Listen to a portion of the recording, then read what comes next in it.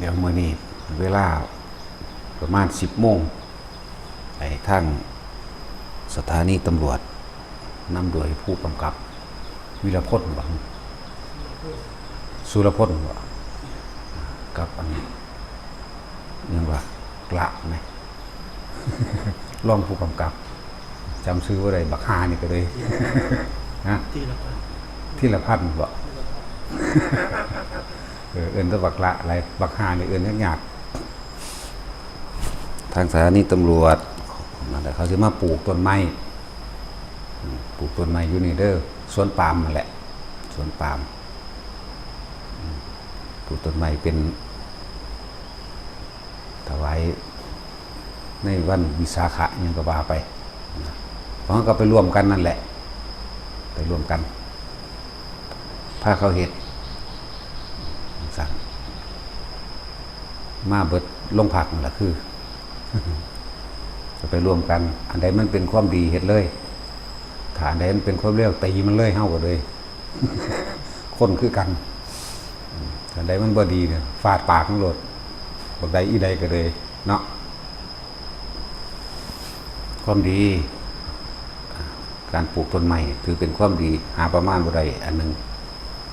เรียกว่าผ้าเฮ็ดแต่แนวมันดีๆดอกแนวบ่ดีเสียสิเฮ็ดเอง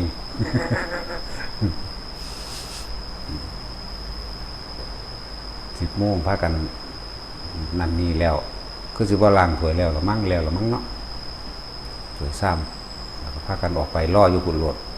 อยู่อันสวนปาล์มเฮานั่นแหละปลูกต้นไม้เสริมให้มันเต็มตะกี้ต้นหยังแน่ล่ะนี่อันนึงกิจกรรมมื้อนี้ทำเพื่อความดีเพื่อโลกเพื่อสรรพสัตว์หันเข้ามาเรื่องภาวนาเฮาคนภาวนาจริงๆนั่นน่ะจริงๆคำว่าเฮาก็ต้องการความสงบเฮาก็ต้องการความปล่อยวางก็ว่าเฮาต้องแต่ว่าในความสงบของคนหลายคนเข้าใจว่าต้องบ่มีผู้ใดมาวุ่นวายบ่มีผู้ใดมาก่อกวนคนทั้งหลายสิเข้าใจความสงบว่าบ่อยากรับทราบบ่อยากรู้เรื่องหยังอยากอยู่ผู้เดียวเงียบๆแบบลักษณะว่าบ่ยุ่งกับไผนั่นเป็นความสงบที่บ่ทันได้ประกอบไปด้วยปัญญาเป็นความสงบที่เห็นแก่ตัวหรือหัวต่อเป็นความสงบที่บ่อาจสามารถที่จะหลุดพ้นได้ความสงบที่แท้จริงมันบ่ได้แม่นคือมันต้องรู้เท่าทันว่าสิ่งใดควรบ่ควรเลยความสงบแท้บ่ได้เกี่ยวกับผู้อื่นคือมันหูทันความคิดของเจ้าของเองในความอยากได้ดังใจได้ความสงบหูทันว่าเขาก็เป็นของเขาจังสั่นในความโกลาหลของคนของโลกของสัตว์ต่างๆวันนี้เฮาไปถือเอาตัวบ่อยากยุ่งกับไผบ่อยากวุ่นวายกับไผที่จริงโลกบ่ได้วุ่นวายคนทั่วไปบ่ได้วุ่นวายตัวเองต่างหากได้เป็นผู้กำหนดกฎเกณฑ์กติกาของตัวเองขึ้นมาว่าวุ่นวายจากไรหนวกหูจากแม่นอีหยังมีแต่เรื่องตัวเองเด้เป็นผู้กำหนดขึ้นมาเอาเองว่ามีแต่เรื่องตัวเองบ่แม่นผู้อื่นเลยแหละสงบที่แท้จริงมันต้องรู้ว่าใจของเฮาบ่เอาเขาไปถือเอาไปบ่น้อมเขามาในการที่สิอยากให้เขาเงียบบ่อยากให้เขาโบกเวกไว้บ่อยากให้เขามาก่อกวนไปจังซี่แหมนั่นแหละมันก็เลยพากันหลงผิดในความสงบสงบจริงๆต้องปราศจากความคิดนึกในความอยากได้แบบนั้นแบบนี้อยากเป็นให้เป็นอย่างนั้นอย่างนี้นี่พวกเฮามันบ่สงบเพราะว่าความอยากได้กับอยากเป็นแต่ความสงบจริงๆแล้วเฮาฮู้ท่านว่าเขาก็เป็นของเขาอย่างนั้นเพราะว่าหมาแมลงไล่กันกัดกันโวกเวกอยู่นี่เฮาบ่นำเข้ามาปรุงแต่งบ่นำเข้ามาว่าอยากให้มันเป็นแบบนั้นแบบนี้เด้นี่แหละมันสงบหูมันก็มีหน้าที่ฟังเสียงซื่อๆตามันก็มีหน้าที่เห็นหูรับรู้เสียงและความหมายต่างๆของคนเว้าของเสียงหมูหมาก็ว่าไปแต่ว่าใจเฮานั่นที่มันสิรับเข้ามาเฮ็ดหยัง อะไรทุกคนจะมอง มองข้ามตัวเองได้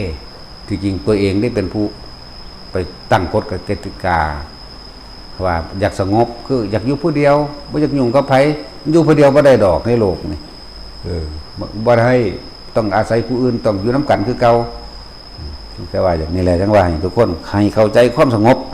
ปราศจากกิเลสเพียงดังเนินหรือปราศจากความอยากได้แบบนั้นแบบนี้ความอยา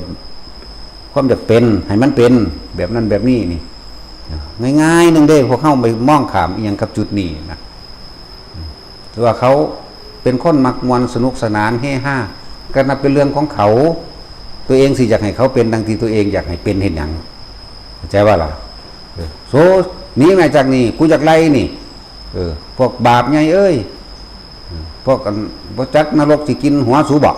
นี่คืออยากเข้าใจว่านี่อยากให้เป็นอย่างที่ตัวเองกำหนดเอาไว้มันเลยบ่สงบมันเลยบ่ท่านกิเลสมันเลยบ่ท่านความอยากใดดังใจตัวเองแหละกิเลสก็เลยบ่ท่านความคิดเจ้าของนั่นแล้วทุกสิ่งทุกอย่างขึ้นอยู่กับตัวเองบ่ได้ไปขึ้นอยู่กับผู้อื่นตราบใดที่บ่มีการเบียดเบียนทำลายเฮาให้เฮาเสียชีวิตและทรัพย์สินบ่จำเป็นต้องไปยุ่งกับเรื่องผู้อื่นเลยถ้าเขาเบียดเบียนเฮาให้ทำลายเฮาเสียชีวิตและทรัพย์สินป้องกันตัวเป็นธรรมดาอันนี้บ่แม่นปล่อยแบบปล่อยปละละเลยจักว่าล่ะเขาว่าปล่อยปละละเลยนี่นั่งสมาธิเขาฟันข้อขาดดิมันนั่งเด้ตะกุยฟันเขาก่อนต้องเฮ็ดให้มันสงบก่อนจักว่าล่ะนี่ก็อย่างนึงเด้เฮาบ่ได้ยอมผู้ใดเด้นั่นแหละจังว่าเฮาปฏิบัติธรรมนี่เฮาก็ต้องการให้เกิดความปล่อยความว่างแต่ว่าบ่แม่นปล่อยปละละเลยเด้เฮาก็บ่เบียดเบียนไผอีกบ่เบียดเบียนทำร้ายผู้ใดผู้หนึ่งเสียชีวิตและทรัพย์สินแต่เราก็ไม่ยอมให้ใครมาเบียดเบียนทำร้ายเราเหมือนกันนี่ป้องกันตัวเองบ่เป็นติพวกเฮาบ่มีเนื้อในคำสอนพระพุทธเจ้าซื่อๆเด้พวกเฮาบ่ได้ศึกษาละเอียดบ่ใจใส่บ่จ่อคือหลวงพ่อนี่เด้สันตติอมาตย์มีเมียนพวกนั้นเบิดเป็นแสนกว่าตัวเพิ่นบ่บอกว่าเฮ็ดจังซั่นเด้อเฮ็ดจังซี่เด้อเพิ่นบอกเหตุร้างลายเหตุอันตรายต่างๆเว้ยมันก็มีปัญญาของใครของมันอยู่เลยเนาะนั่นแล้วหลวงพ่อนี่เป็นแบบนั้นมาร่วมมันจะข้อขาดคือกันนั่นแหละแต่มารบกวนก่อกวนเฮาเสียหายในชีวิตและทรัพย์สินตลอดตั้งผู้คนในนี่นะถ้าเขาบ่มามันก็เป็นอย่างเดียวล่ะแต่นี่บัดนี้เฮาหมุนเข้ามาในวงในของเจ้าของเอง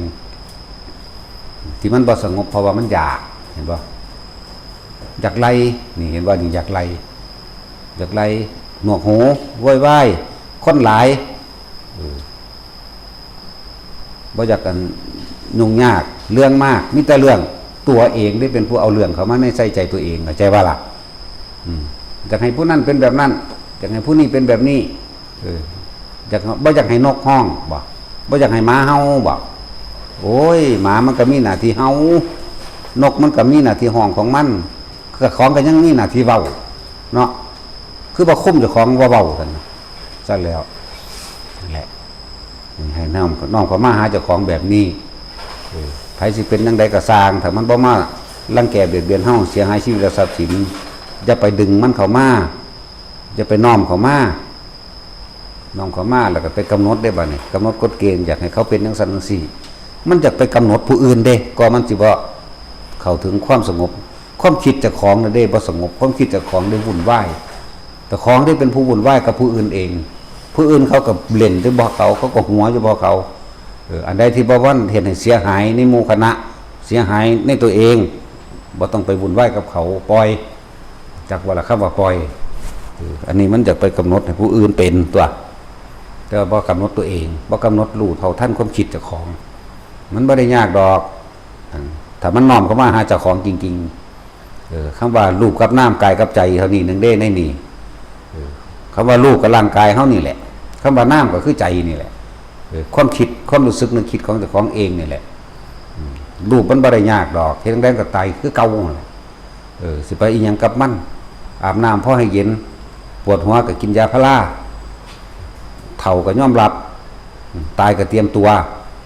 มันบ่ได้มีอีหยังในร่างกายอันนี้มีแต่ตายเท่านั้นเด้ส่วนใจสิ่งที่มันบ่ตาย มันคิดนึกปรุงแต่งแบบนั้นแบบนี้ไปเรื่อยนั่นแหละมันไปสร้างภพสร้างชาติมันไปสร้างมันอยากให้ผู้อื่นเป็นก็เอิ้นว่าสร้างภพตัวเองมันอยากให้เขาเป็นแบบนั้นแบบนี้นั่นแหละตัวเองกำลังไปเกิดความรู้สึกอยากได้อยากดีอยากมีอยากเป็นแบบนั้นแบบนี้แล้วรู้ท่านใจรู้เท่าท่านความคิดเจ้าของหนึ่งความคิดนั่นแหละเป็นผู้แต่งให้มันเกิดเป็นไปตามความรู้สึกอยากให้เป็นรู้สึกพอใจถ้าเขาเป็นพอใจเกิดรู้สึกไม่พอใจเกิดเนี่ยเกิดบ่ได้นี่สิบอกให้นั่นแหละจังว่าความวุ่นวายแท้ๆเจ้าของได้เป็นผู้วุ่นวายกับเขาเองเฮาสิไปหามหมาบ่ให้ห้องก็บ่ได้นกบ่ให้ห้องก็บ่ได้เฮาก็รู้มันซื่อหมามันกัดกันงงเงงก็เป็นเรื่องของหมาหรือสิจะเป็นหมาตัวที่3บ่เนาะส่วนมากก็จะเป็นหมาตัวที่3เด้เนาะหมาเห่าจะเห่าตอบเขาว่าเพราะมันจะเกิดหมาขึ้นมาอีกตัวหนึ่งอย่างว่าล่ะหมาเจ้าของนั่นแหละสิหมาไผหมาอยากได้ดังใจนั่นแหละแม่นว่าล่ะในเมื่อเฮาบ่ได้ถูกเปลี่ยนเบียนรังแกเฮาก็บ่จำเป็นต้องมีหยังไปวุ่นวายกับไผมันอยู่ปกติดีพอแห้งก็ได้มันไปตำหนิผู้อื่นอยากให้เป็นนั่นแหละเจ้าของนี่เป็นผู้สร้างขึ้นมาความวุ่นวายก็ดีนั่นแล้วคำว่าน้ำก็คือความรู้สึกของเฮาเองก็เกิดจากความคิดอยากให้ผู้อื่นเป็นแต่ว่าบ่คิดอยากให้เจ้าของเป็นเนาะนี่เป็นสั้นแต่เฮาก็เลยว่ามีรูปกับน้ำมีกายกับใจบัดนี้เอาความคิดมาไว้อยู่ในกายนี่ไหมเอาความคิดถึงหยังคิดถึงลมเอาความรู้สึกมาไว้ในกายอีกเหมือนกันนิ่มน่วงกลางอกกลางหน้าผากกลางกระหม่อมจอมขวัญเจ้าของเองเท่านี้นึงได้ล่ะควบคุมมันอยู่ในนี่นึงได้ล่ะส่วนมากมันจะไปควบคุมผู้อื่นนั่นแหละยังกระสร้างคนเฮาสิมีความรู้มากเพียงใดกระสร้างเฮาบ่อาจสามารถทำให้ผู้อื่นพ้นทุกข์ได้จือไว้โลดอันแนวนี้คนที่มีความรู้มากๆก็บ่อาจสามารถบรรลุธรรมให้เขาได้บ่อาจสามารถให้ผู้ใดอยู่ดีมีสุขได้เขาต้องทำด้วยตัวเขาเองเด้อพวกใดกระสร้างจบปริญญาใดกระสร้างแล้วประโยชน์อะไรในการจบปริญญาของเธอประโยชน์อะไรในความเป็นด็อกเตอร์ของเธอบ่อาจสามารถทำให้ผู้อื่นอยู่ดีมีสุขได้เธอไม่อาจสามารถที่ทำให้ผู้อื่นพ้นทุกข์ได้ด้วยจือไว้โลดอันพวกมีความรู้หลายๆสิได้ประโยชน์ของมึงสิได้มึงมีประโยชน์แก่โลกหม่องใดนั่นแล้วแม่นบ่ล่ะจบนั่นจบนี่เป็นนั่นเป็นนี่เป็นโคตรพ่อโคตรแม่มึงบ่สามารถที่จะเฮ็ดให้ผู้ใดพ้นทุกข์ได้ไหมมึงเฮ็ดให้เขาอยู่ดีมีสุขได้บ่เอามึงเฮ็ดให้เขาบ่ป่วยได้บ่บ่เจ็บบ่ปวดบ่ตายได้บ่นั่นแหละพวกอ้างอันนี้เว้ามึงบ่ได้ปิดบังเด้ลูกเขาอีหาใดเว้ามาก็สร้างเด้ถึกตีนเบิดอย่าโอดอย่าอ้างจบนั่นจบนี่จบจากเมืองนอกเมืองหน้าจบหยังก็จบวิชาหมานั่นแหละเห็นบ่ล่ะก็เฮาครูตาผู้นั้นครูตาผู้นี้นะฮู้จักบ่ใบปริญญานั่นเป็นใบรับประกันกิเลสตัณหาของคนเด้นั่นบ่ได้แม่นใบประกอบการว่าคนผู้นี้จบปริญญาตรีละกิเลสได้โสดาบันจบปริญญาโทได้อนาคาจบปริญญาเอกได้ยังก็ว่าไปด็อกเตอร์ดอกหมาที่เป็นอรหันต์ก็บ่แม่นเด่นใบปริญญาทั้งหลายนั่นน่ะใบรับประกันกิเลสตัณหาของคนของสัตว์เข้าใจว่าล่ะเหมือนมันบ่มีตัณหามันสิไปเรียนเอาบอกมันจากใดตัวมันจังไปเนาะแม่นว่าสัตว์นั่นแหละบอกว่าจะไปเงิดจะไปสอนหิแมงผู้ใดดอก